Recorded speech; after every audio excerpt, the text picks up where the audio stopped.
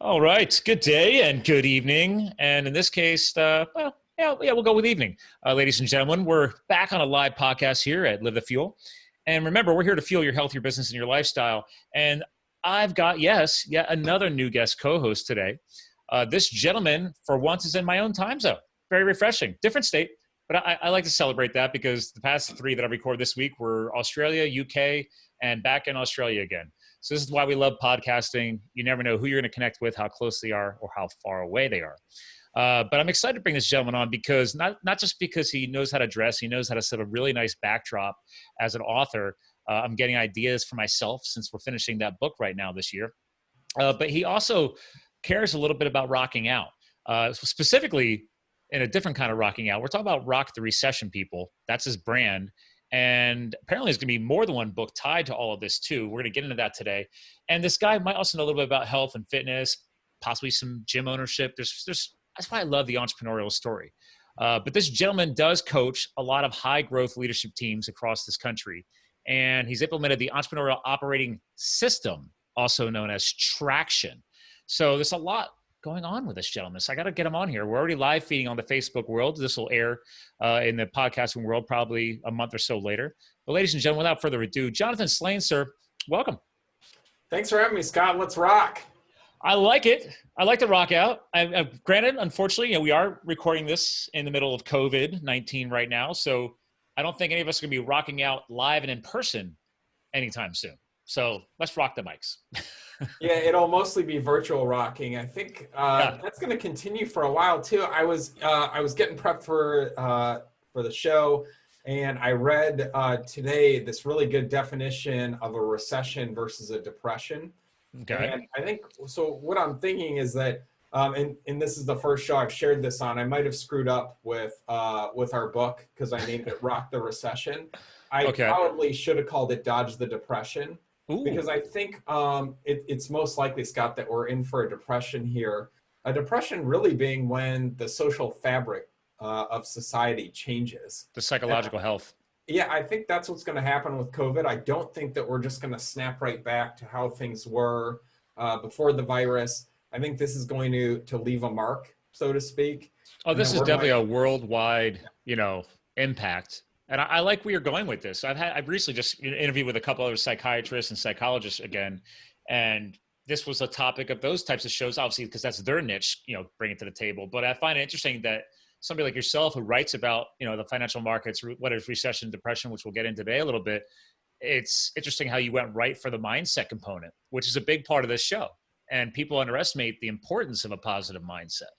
So yeah, well, I sticking with that, I'm curious to know what the psychiatrist said, because in part of what we were thinking in the book was that, the phases of grief model, usually when there's a big crisis, people go through shock and then disbelief, there's anger and then bargaining, and ultimately you get to acceptance.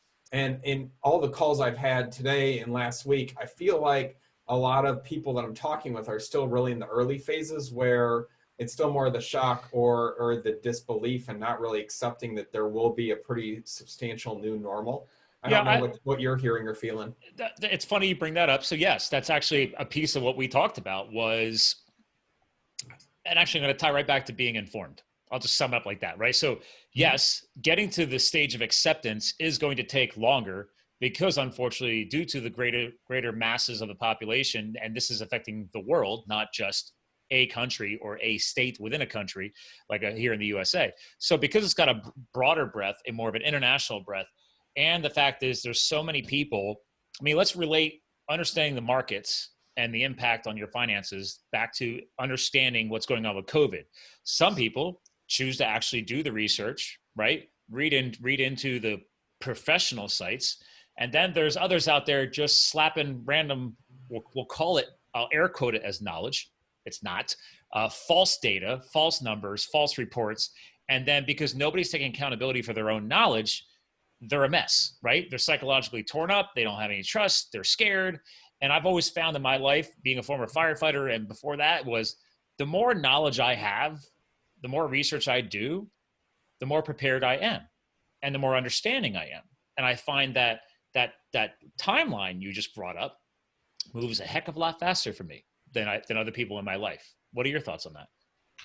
Yeah, I agree with that. And I'm always surprised went to the grocery store last week, had to go to plus up our supplies here. Yep. And I would say maybe 10% of people at the grocery store were wearing masks. Mm-hmm. And this was after the announcement that the CDC now recommends that we all wear masks when we're out in public. So really surprised me, especially among the populations that are more likely to get it and have a very adverse reaction. If you're older, if you're in your 50s, 60s, 70s, would expect to see all of those folks wearing a mask, but really don't. So I think, again, that that's what I'm seeing on the front lines. And even when I'm talking to all the business owners that I coach and do consulting with, I think there too, it surprises me that I appreciate that people are very optimistic, but I would rather be realistic about what I'm seeing with the science. And then I'll tell you what, if I'm wrong and this thing goes away and we all just bounce back, Oh, absolutely. God, I'm happy. I'll come back on the show and apologize profusely. But for everything that I'm seeing in reading the tea leaves, listening to the economists and the doctors, I don't think that's what's going to happen here. So I think we do need to figure out our plan for how we're going to rock this recession, as opposed to just survive it. Or probably, I think there's going to be a lot of bankruptcies on both the personal and business side. And my angle, the reason we wrote the book in the first place, is we want people to thrive from this, because these opportunities don't come around very often. Recessions maybe once every 7 years since World War II. So really great entrepreneurial opportunities here if you're smart about it. Yeah, I've learned that myself since becoming an entrepreneur. I really finally started kicking that into gear probably back in 2013. I mean, I was dabbling, but never really went all in until about 2014 when I started my first LLC. But along that journey, it forces you you can stay oblivious and know nothing, or you could dig in from time to time. Like I tell people all the time, like, rotate some financial knowledge. And I say this honestly, I've said on the show before, you'll appreciate this. I knew jack squat. I love my parents, I love my family, but they taught me literally jack shit about financial health. So my wife, very successful family, they've got their act together. I've been learning so much from them since we became, closer, and I started actually opening my ears. So it was like night and day, by the way, as a couple. Okay, guy with no knowledge, made a lot of mistakes, a lot of debt. Girl who's never had debt. Like, she was brought up to never have debt because her father is a former multi-CFO of multiple companies and a certified accountant. And it's like, oh yeah, he knows a few things. So do you find that often with your customers and your clients? Like, there's that big swinging of the door on the extremes? Yeah, I do. I think it's a lot of environment. The family that we grow up in has a lot to do with ultimately how we feel about finances. And I don't know if you caught the book, The Millionaire Next Door. Oh, yeah. But that's, I mean, one Classic. of my favorites on this. It is a classic, but it gets into a lot of, are you an under-accumulator of wealth, or are you a positive accumulator of wealth, a UAW or PAW, I believe was what the author used. Yep. And I think your family has a lot to do with influencing that. I mean, I think my background was very similar to yours. Not a lot of conversation in my family in terms of financial health. And so, this book, I think, would really be a great starting point if you grew up in a family that didn't have a ton of wealth and want to start to understand how much it really costs you to have debt, how much it costs you to really lease a car versus owning the car, and why I've never leased a car in my life. Right. But a lot of people that don't have a lot of wealth, a lot of people that are poor tend to lease cars because that's the option that they go with. And so they see a lower monthly payment, right? And they still get the new car. But then I was like I own my car. It's owned outright. I have the entire maintenance history of it on file because I've owned the car, So people are like, oh, why are you going to go out buy another car? I'm like, because there's nothing wrong with that car. I mean, so the issue in our country, and I do think this is different than than other countries right now, is that we are used to a standard of living probably above what we can actually afford. Oh yeah. And the tough part, Scott, as we know, is that since it's been 10 years since we've had a recession, I think everybody, we've gotten kind of complacent as a society. We've gotten a little arrogant. It's been pretty easy to make We've money. had a very smooth run. Yeah. We have. It's been easy to make money. And now I think what's going to happen with the COVID crisis is that it's going to force us to reevaluate how much savings are we actually comfortable having. You know, are we still comfortable? Because now we know that the bottom can drop out at any time, that all of a sudden we can go and instantly not have a paycheck. Yep. And then how we react to that. Do you want to be in the same position? Yeah. Whose financial plan ever considered a pandemic? Right? I don't think I ever had that in my financial plan. So. Yeah, well, one of the things that we talk about in the book is that in a lot of cases, recessions come about as the result of a black swan event. You know, I've been hearing this more and more. The black swan thing is all my financial buddies. And okay. Well, dude, you can explain this to the listeners. What's a black swan event? You can pull up that book title next. It's Nassim Taleb. It's actually on my nightstand because I'm currently rereading it. Oh, really? Yeah, I talk about this about Nassim's book in my book, but the idea is that a black swan is a rare event. It's something that we don't expect to happen in nature. So we're all used to white swans. Okay. That is until you see your first black swan, and then you know it's possible. So part of what was the name of the book? It was Nassim? The author is Nassim Taleb. Oh, okay. The book is just The Black Swan. Yeah. Yeah. That's right. He was a big hedge fund guy, wasn't he? Yeah, correct. Yeah. Okay. When we're thinking about these black swan events, though, we didn't know, for example, that the housing crisis would occur. What precipitated the housing crisis coming around, all of a sudden, though, we get there and then big banks start to fail. Lehman Brothers fails. It seems like it's something that happens overnight. And then all of a sudden, we're in a recession. We're in a depression. With this one, nobody predicted a pandemic. The last time we had anything like this was, Spanish flu back 100 years ago. Right. I think that's pretty close to home for you. I know that the Spanish flu hit Philly very hard. Yeah, way back. Yep, way back. But the point, I digress. The point here is just we don't know where often these huge economic crises will come from. So need to be prepared. So for the business owners I'm working with, do you have 3 to 6 months of operating expenses in cash so that if you need it, you're able to pivot and have that available to you? And I'll be honest with you right now. I think I only had, which I'm fine. Thanks to my business being mostly online, I'm not actually impacted. I just sent out 3 quotes to 3 new customers this week. And I'm only taking on at most 2 more new clients right now. But the point is that I did have at least finally for the first time in years, like a good 3 to 4 month buffer, not just personally, but professionally. So it's a huge stress relief. Definitely some warm fuzzies. So. Yeah, I think, we're in a fortunate spot where we've got some buffer, but we both know that the majority of Americans live paycheck to paycheck. Mm-hmm. And we also know that probably have a lot of debt. And so how do you fund that kind of debt when you also don't have an income all of a sudden? Very scary situation to be in. Right. So part of it is that if the audience is listening, we want people to think through having their emergency brake. So having your 4-tiered plan so that if you saw your income drop, let's say that you're making $60,000 a year and you saw your income drop to $50,000 a year, then what would you cut out? What expenses would you cut and in what order? If you saw your income drop to $40,000 to $30,000, if you saw your income drop to $20,000, then we want you to have those 4 tiers laid out so that instead of having to panic and figure out what to do when you're emotional, because right now, let's be honest, it's a very stressful time with COVID. I think everybody, my kids are 7 and 9, all of a sudden they're at home.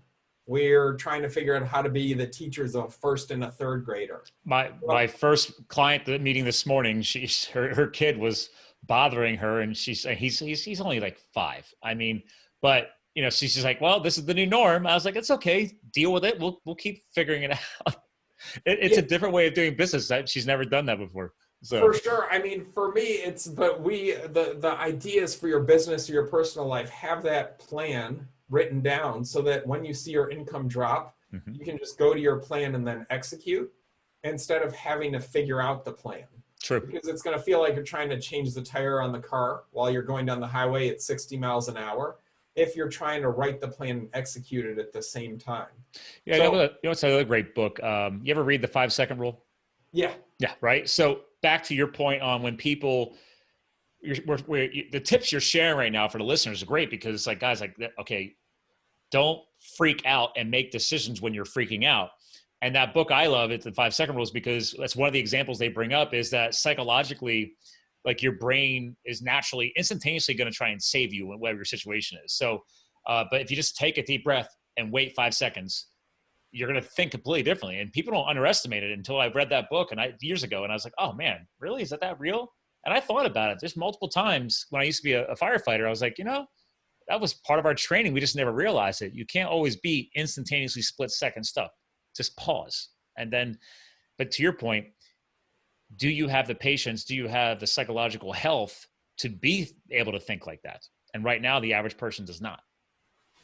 Yeah, so I think what's going to happen is that people listening on Facebook with us live here, it's not too late to come up with a plan. I mean, we were talking before we hit the record button that it probably isn't going to be that we're out of shelter in place, that we're out of a lockdown situation until at least the end of April, we know. And we were talking maybe even closer to the end of May. Yeah. And so what is your contingency plan if you do have to go through May without having an income or having a reduced income? What would you cut next and in what order? What would be the phone calls that you would make to your landlord, or to, if you are leasing a car, to figure out that piece? What are the things that have to be paid? Do you know what utilities are going to give you an extension so that you can keep moving?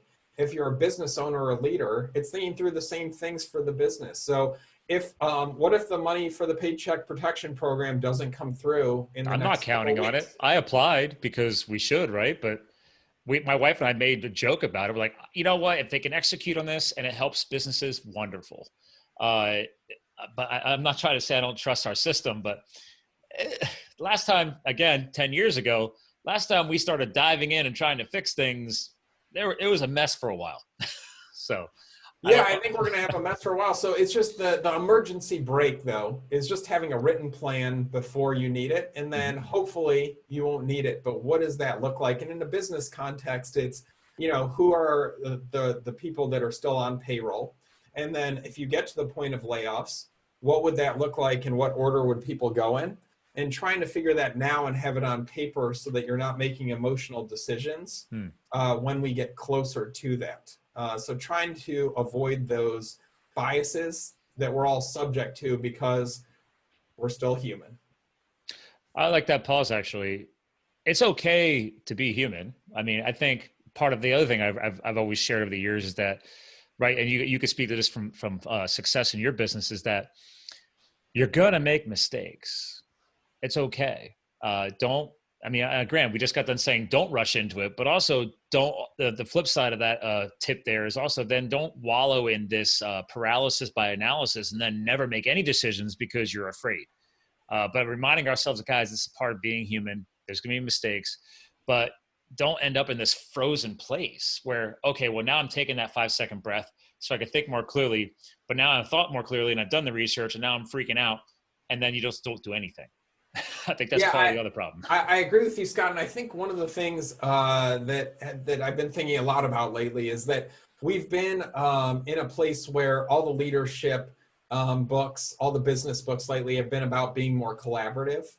And I know that the millennial generation, it's been written, is a more collaborative generation. They don't want to be told what to do. They need to be involved in the decisions. And since unemployment's been at record lows, like 3% for the past couple of years, you've had to be very collaborative, inclusive. And so that's the culture that I think we're currently used to in a business context. Yeah. I do think that moving forward, at least through this crisis, that leaders are going to have to be more directive. Oh, I And I agree. think that's going to be uncomfortable in a lot of circumstances, but that's where I've been trying to read more about from an Army, Armed Forces context, Army, Navy, Navy SEALs, generals, leaders, Hmm. what they do and how they manage through, because they deal with those life and death situations. And I do think that we're at war with this virus. And so one of the things is, as a wartime leader of your business, or if you're listening and it's just you're a solopreneur or entrepreneur, then wartime leader of your family, Hmm. then how can you be a more directive leader and take a more directive approach? So it's my long way of saying I agree with you that it's better to take action. And even if you're going in the wrong direction, maybe some leadership in the wrong direction to at least get some momentum and get people moving is better than just sitting still and waiting. Yeah, I would agree with that. It's funny that you brought the whole military tie because just like the show, I rotate my audiobooks and my podcast depending on the mood I'm in, from either going and, I'll deep dive into a health and fitness kick for a week. And even if I didn't finish the book, that's fine. It's just the way I'm wired. And then I'll switch over to entrepreneurial stuff. But right now I've been really in a kick on a lot of the former Navy SEAL type authors and books like that, because when I left the corporate space years ago, and I part of Live the Fuel in the firefighting, is that I took 2 years to serve with the federal government as a hotshot wildland firefighter. And when I went to the academy, it was actually my first academy I went to was up in Long Island, New York. And obviously this is now years after 9/11. But one of the mistakes we learned from 9/11 was all the higher ranking leadership was in the city. And we lost a lot of the upper end police and fire leadership. So they ended up developing the incident command system, the ICS. And the ICS is a federal process. I mean, it's tweaked different ways, but FEMA has ICS. U.S. Forest Service for firefighting has ICS, police. And it finally got all the departments and all the tiers to get more structured and organized. So something like that didn't happen again from 9/11. But now that's stuff that I guarantee is being used right now during the COVID crisis. But I love how you tied that together, because thanks to that training and education, like I had to train and learn the ICS system, because that was what we were going to follow when we went into a wildland fire out in the mountains. Like, okay, well, who's the initial IC until it gets too big and you got to bring in reinforcements and there's a new leadership structure. But it was hard for me because I was always anti-military.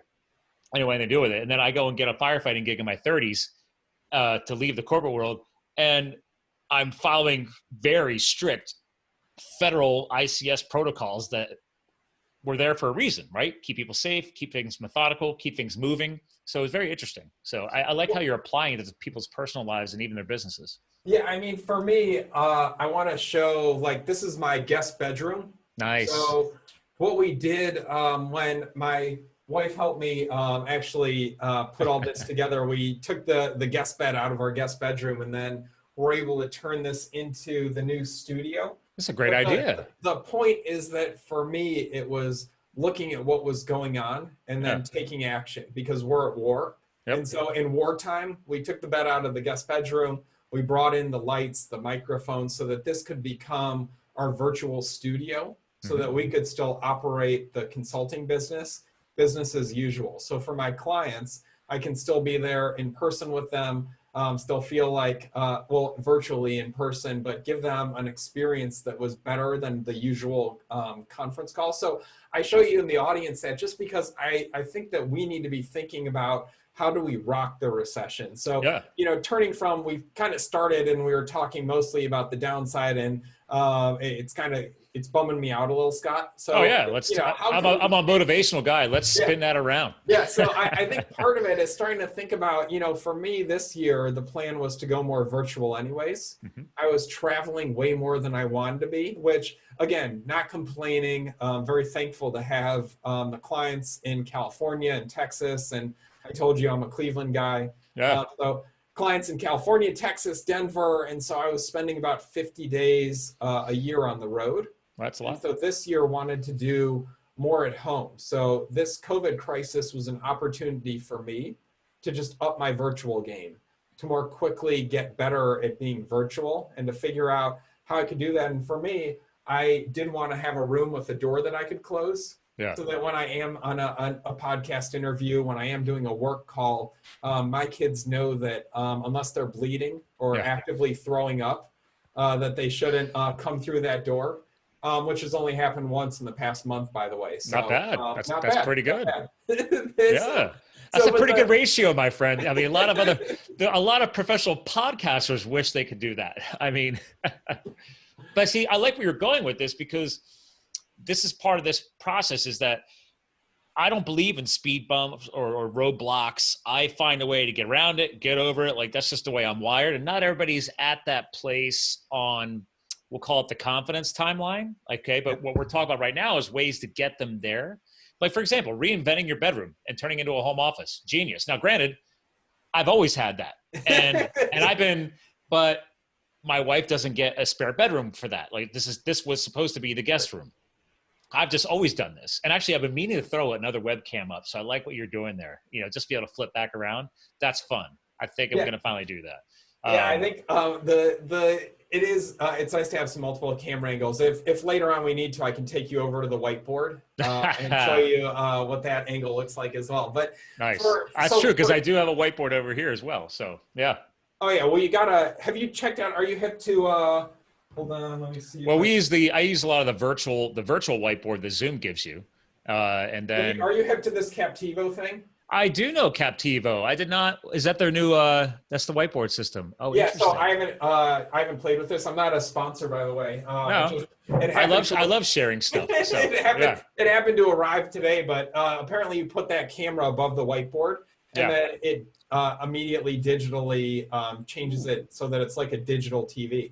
I like that. See, so that could be. I'll let you know, because I'm a tactile person. It's kind of I'm kind of still old school paper and using big Post-its and old school whiteboard. Got one right here, right? Exactly. But I've got 3 monitors, boom mic, backup lamp, and then I've got 2 ring lights here shining on me. So it's like it's a geek zone. There's a mixer board here, offloading audio content recorder. Docking station, laptop, but yet I still have my notepad right here. I know, dude, you got all the technology. I'm impressed too. I don't see any shadows behind you. I don't even think you can create a shadow there. I don't even have these things turned up that high. Hold on a second. Look at that. Yeah. Oh, dude, it looks like you're on the surface of the sun. I got them turned down, and these have the orange filter screens on them, not the clear white ones, because you have square versions. I noticed in your office. I have the round ones. So. Right. But see, again, we're geeking out. That's what I like. But see, these are little things that people don't think about. But I didn't always have the ring lights. I added those a couple of months ago, right before this whole thing kicked off. And I'm glad I did, because now I have clients that needed me to, I actually run their webinars for them. I train their teams now. So it was even more important that I really upped my game in here. And it took time to do some research, right? Figure it out. You didn't know about all that stuff in your office right away, but now, boom, you've got a home studio / home office. So that's the point of this, right? Is we need to get people to start thinking differently and be willing to make some changes to, I don't want to make it sound negative or desperate, but like to survive and to thrive, or in your words, rock it. So. Yeah, well, I think it's also, I want people to get to acceptance more quickly and unhit the pause button so that we're not wasting this next month while we are locked down. Just because we don't know what's going to happen. I think we all can be pretty well convinced at this point. I'm hoping that we are going to have a recession, that we are not going to bounce right out of it, and that it will be sustained. So for most people, it means you're going to have to pivot in a lot of ways with how you're approaching work in your life. Mm-hmm. And I think a lot of people are reticent to commit to that because it's hard to get up off the mat and attack that, while at the same time figuring out the new normal with your kids, the new normal with your routine. And at the same time, I do think the entrepreneurs that can start working through all of those pieces now will be able to pounce, will be able to rock the recovery faster than those who wait to do that. So like some tactical things that we throw out in the book. The first would be, for me, I had a lot of this equipment that's already in my room because I was doing a lot of speaking around the country. So I was able to just take equipment that I had and repurpose it for the home office. If you don't have the equipment, it can be expensive. But one of the things I was thinking through was that you want to talk to your bank, if you have a local bank, and let your banker know what kind of equipment you'd love to acquire. And that way, if they do have a bankruptcy, if they do foreclose on a small event planning business that has cameras, that has a soundboard, like you rattled off a bunch of stuff that's cool tech, but expensive to get a mixer board, expensive to get all the cameras, especially the nice high def ones. Yeah, I would say you're probably, I mean, I've had this mixer board for years. The show's been going on for 4 years now, but I would say if I just virtually just added it right in front of my face right here, right now, it's probably about $1,500 worth of stuff. Okay. Well, it depends on what kind of business that you want to get into. So let's think about if you've always wanted to open a bakery, but the ovens for the bakery are expensive if you buy them new, then you would want to let your banker know the kind of ovens you want and that you're looking for that kind of equipment. And that way, if they do have a foreclosure, they can be like, oh yeah, Scott, I know is looking for ovens. I can give him a call, because one thing I know is that banks do not want to own used ovens. And so they will sell them to you. If they can liquidate that fast and get it off their books, absolutely. So back in the Great Recession, we were talking about how I own gyms. And so yeah, that's right. Part of your history. Yeah, I talked to my bank and I said, look, if gyms go out of business, I want to buy their equipment. And so 4 times the bank called me and said, hey, Jonathan, we've got a gym. It went out of business. It's in New York. If you want to buy their equipment, we would love to see, what that looks like. They'd send me an Excel spreadsheet, $35,000 worth of equipment. And I'd be like, look, I can, get you $1,000. And the guy would be like, let me call you back. He'd call me back an hour later and he'd be like, if you overnight a cashier's check, it's yours. It would cost me more. They just didn't want to deal with it. They don't want to deal with it. Yeah. No, because if you think it through, that $35,000 in equipment, they have to hire somebody to appraise it. Then they have to hire an auctioneer to come to sell it. The auctioneer wants a third of it. They got to take it out of there and store it somewhere. So now they have to rent a storage place. Or they got to find, they have to, there's a timeline thing, right? It's like, well, even if they don't do any of that, they could just say, well, we could put it on Craigslist or Facebook Marketplace. Like, no, they don't care. They want it off the books. Just move it on. So it costs us more for the U-Hauls and for the steak dinner in New York City than it did for us to buy the actual equipment. And as a gym owner, we're then able to take that equipment and open a new location using equipment that we got for free virtually. With very low overhead.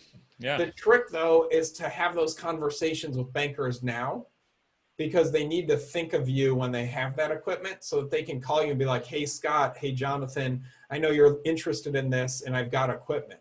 Well, I can assure you, I've been in the CrossFit world for a while, and obviously they don't call them gyms, they call them boxes. And I've talked a lot about this, and I've said, listen, I know a lot of CrossFit gym owners around the country, especially right here. And not everybody ever learned enough to run a business, right? Some of these are just passionate fitness enthusiasts, amazing coaches and instructors, and they decide to open a gym / box, whatever you want to call it. I guarantee you, you're going to see massive failures of those businesses during this time. I just know it because they were barely limping along before. Most of these are side hustles or they're fun business, and they still have a full-time job because they don't make enough money off of the gym, to run it sustainably, independently. This is all real. And to your point, there could be people watching this show right now and listening and saying, wait a minute, I do have my act together. I know what Jonathan's talking about. So, and maybe other gym owners will be able to acquire. I never would have thought about that. I thought you just go buy new equipment. Never thought about asking my banker. Yeah, I think, so it's having those conversations now. Well, maybe not right now, because I think most bankers are trying to figure out the paycheck protection program. They got to figure out the PPP right now. I mean, everybody's posting about that. They're complaining, right? Back to the negative mindset. Right. And it's like, guys, like, you do realize, like, they're blaming whatever, Trump, they're blaming the politics. I'm like, guys, you do realize that nobody knows what they're doing. They got dumped a lot of money through the SBA for the PPP, and the banks who do have a clue are still figuring it out. And then the ones who are trying to figure it out, that's why they haven't taken any action on your applications yet, because they don't know what you're doing. They don't know what they're doing. It's all real time. So they're struggling just like everybody else. That's why I'm just like, you know what? I'll submit the app, and then I'm just gonna keep running my business. I'm not counting on that at all. I just did it to do it. So. Agreed. So the next thing, so if you're an asset light business and there's nothing that you need, I think it's thinking through what are the businesses that you'd love to acquire? So let's talk about what that looks like, because I think, Scott, what's going to happen is that this couldn't have come at a worse time probably for the baby boomers. I think a lot of them were very close to retiring and maybe trying to eke out 1 or 2 more years of profitability, since we were having this happened from the last run. recession. There was baby boomers that's still, what, it was 10 years ago, right? Well, 12, wait. And they've decided to go through another cycle because they went through the Great Recession. They lost a lot of their savings, retirement funds. And so now they've spent the last 10 years building it back, and we're getting close to retirement. And maybe things were so good that it was hard to sell until they maybe saw the next downturn kind of starting to show itself. Right. But this one didn't give us that usual kind of decline that we have, where you get a little bit of runway. We were just immediately went from everything's great to recession. Yeah. And so I think what's going to happen is that a lot of boomers are going to be like, you know what? I don't have it in me to do another cycle. I don't care. I'm ready to just cash out. I'm done. Whatever I can get, I'm going to get. Wow. And so I do think there's going to be opportunity for entrepreneurs to have those conversations to say, look, you want to be done. Let's talk about me helping to take over your book of business and what that can look like. How can I help you have a soft landing and retire? And so if you're a service business owner, if you're looking to pick up another book of business, it's great to have those conversations now, is my point, as opposed to when we're officially in a recession in 3 months. It's better to start tipping into that. So what you can do is say, listen, I was listening to these guys on Facebook or on their podcast, and I just want to have a conversation to just see what your plans are. And if you're not planning to sell right now, that's cool. But, keep me in mind. I'd love to be an option, whatever that might look like, and we can have a conversation about it. So I'm not saying you have to call your competitors and say, I want to buy you.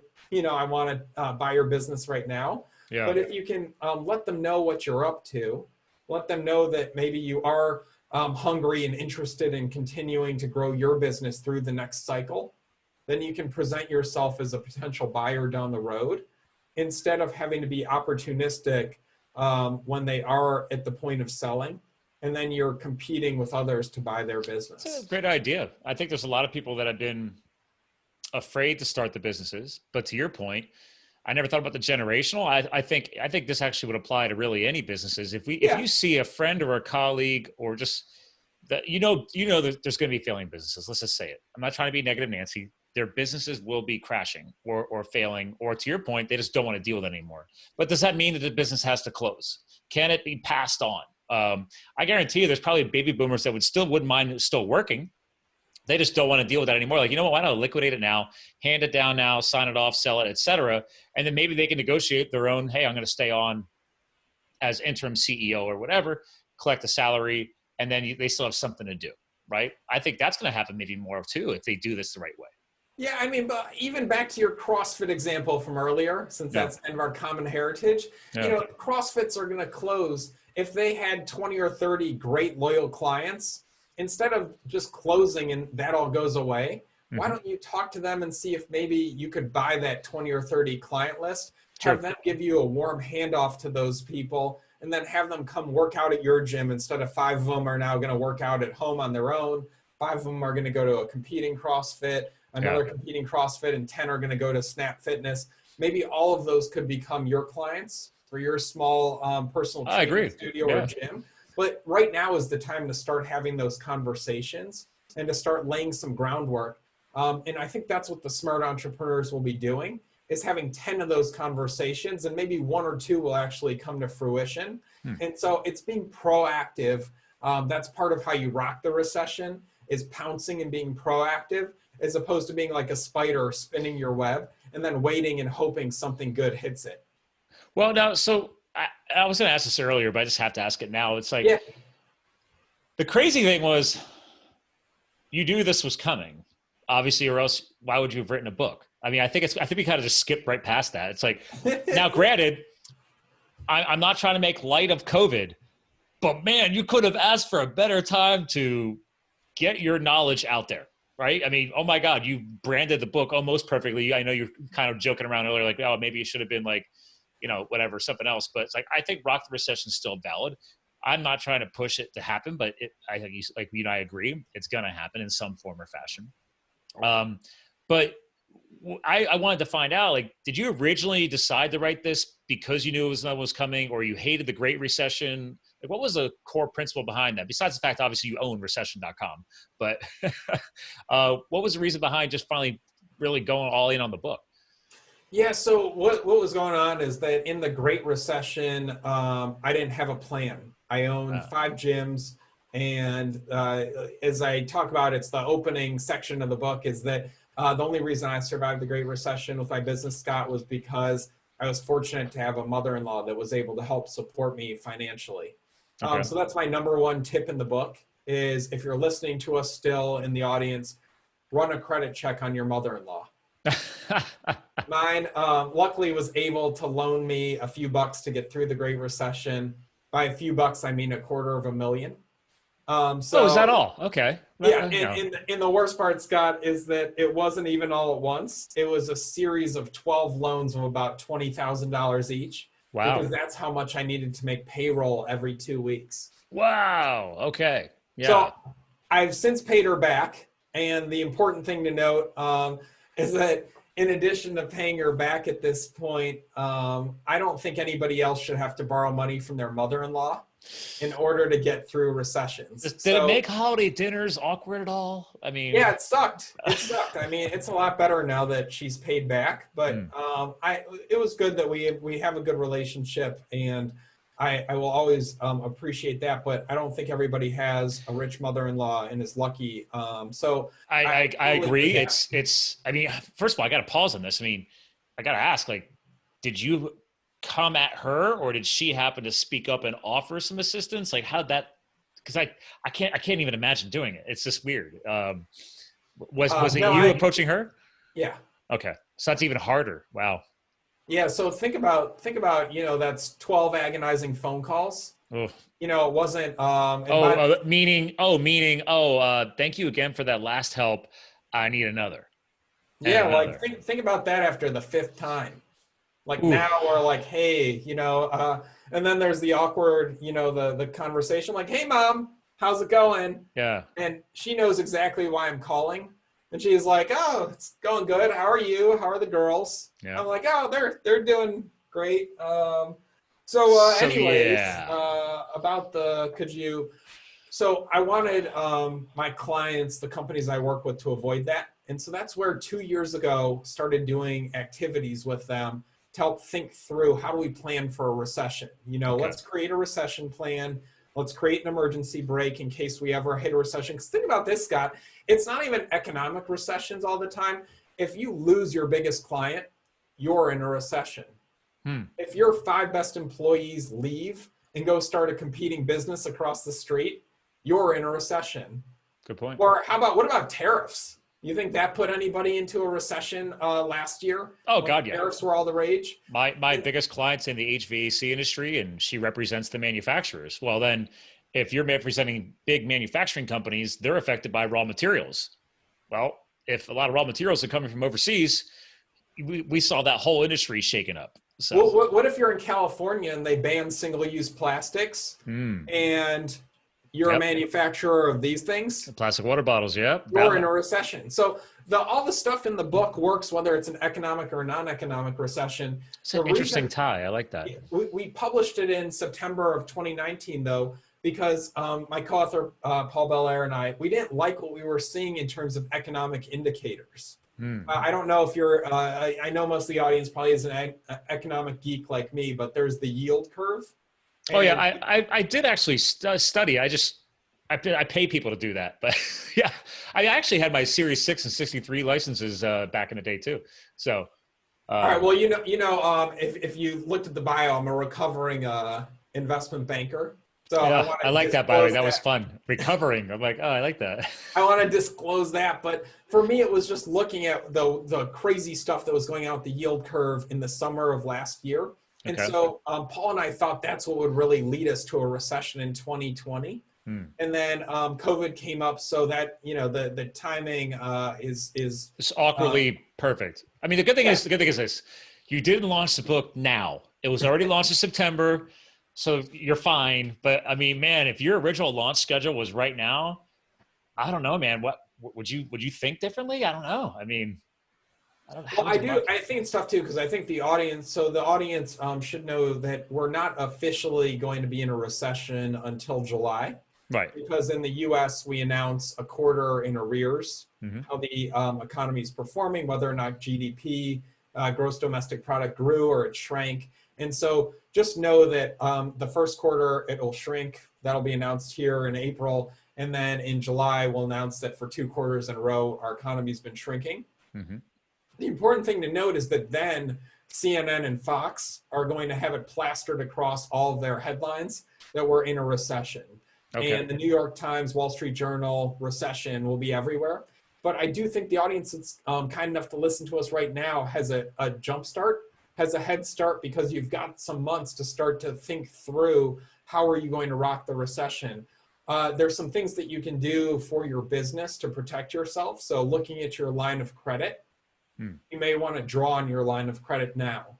So if it's a home equity line of credit, or if it's a business line of credit, remember what happened in the Great Recession is that the banks started to get nervous. Yeah, they got very tightened up. So they tightened up lines of credit. They actually took them back. So if you want to put yourself in a stronger position, I know it's debt, but to be able to draw that line of credit and set it into your bank account so that it's safe from bankers being able to claw it back, that's something that you should be considering right now before it's too late. So again, in the book, we just talked through some of these things that I don't think people think about on a daily basis, and some of it's counterintuitive. We interviewed Christy Hefner, who was CEO of Playboy. She took over from Hugh. And one of the things she was talking through is that Playboy actually spent more on marketing in the Great Recession because they knew that people would be pulling back on marketing. So for every dollar they spent on marketing, they got a better ROI. Yeah. Than because there weren't as many people advertising against them. Oh, that's like, again, the last recession, I didn't take advantage of it. And then now I'm watching the market like crazy because now, thanks to more knowledge, I'm like, wait a minute, while people are freaking out and running out of the market, that means everything's on sale. I'm getting in. So like for Facebook advertising, for AdWords on Google, for Amazon advertising, all of that is cheaper right now because people are drawing tightening back. up. They don't want to spend money right now. They're worried about it. And so if you are using one of those media to advertise, to market, your dollars should be going further. And so it's thinking through some of those pieces that are counterintuitive and what we learned from the Great Recession that now as entrepreneurs, we can apply to rock the great what's coming with this upcoming recession. I like it, man. Well, this has been great. I didn't even think about, you got me to think differently today on a couple of things, especially towards the end here, how I wasn't thinking about it. So you've left me with, I took some notes because I'm like, well, I got to think about that later because I'm getting ready for another show after this. So I'm like, I can't think about it right now. But I'm like, man, I got to get that. But actually real quick for the listeners, by the way, too, I'm going to screen share again one more time. Because again, ladies and gentlemen, when you go to livethefuel.com and you click on the Amazon banner, you can go to my my special lists I've set aside on my influencer page, and I'm adding him because every author I bring on goes on to the book recommendations. There he is. So again, make sure you check him out. It's on Amazon, people, and now it's on my list. You can go right there, rock the recession. But Jonathan, I actually asked my guest co-host to help close the show out. So would you say that, well, I'll just say this. I ask people, say, hey, what do you want to say? Final words, all-encompassing message. It's not like an ad. It's how do you want to leave behind this in case they forget everything else we talked about? Yeah, so for me, I think let's talk about rocking your life. And so we did the Rock the Recession book. The book that we're working on next is actually called Rock Your Life. It's taking a lot of what we've talked about already today, Scott, and then figuring out how you can apply it personally. So having a life plan, figuring out with your spouse, with your kids, how you want to move forward. Because I think that, we're filming this on the day after Easter. Right. And so one of the things that I think we spend more time often planning Easter or planning Christmas than we do our lives. And if you really want to rock your life, I think that it's about being intentional, about having a plan so that when something like COVID happens, you can go back to your life plan and that can be your North Star. I think what's going on right now for a lot of people is maybe that they're swirling because their anchors are gone and they're becoming unmoored. And Wow. so for me, for my spouse, we have already spent a lot of time talking about what's truly important to us. And so we can go back to that and we get some psychological safety from it. And look, I'm not saying it's perfect. You know, we still have our issues. No such thing as perfection. Yeah, I mean, yeah, I mean, and it's still tough. But again, I think that would be where I would start. And you know, if you're interested in assessing your own situation too, on the recession.com, which yes, that really is our website. I know, man. You locked down that URL, man. What the heck was that? So, that's another. We can talk about that on the next show. How that happened. But that was awesome.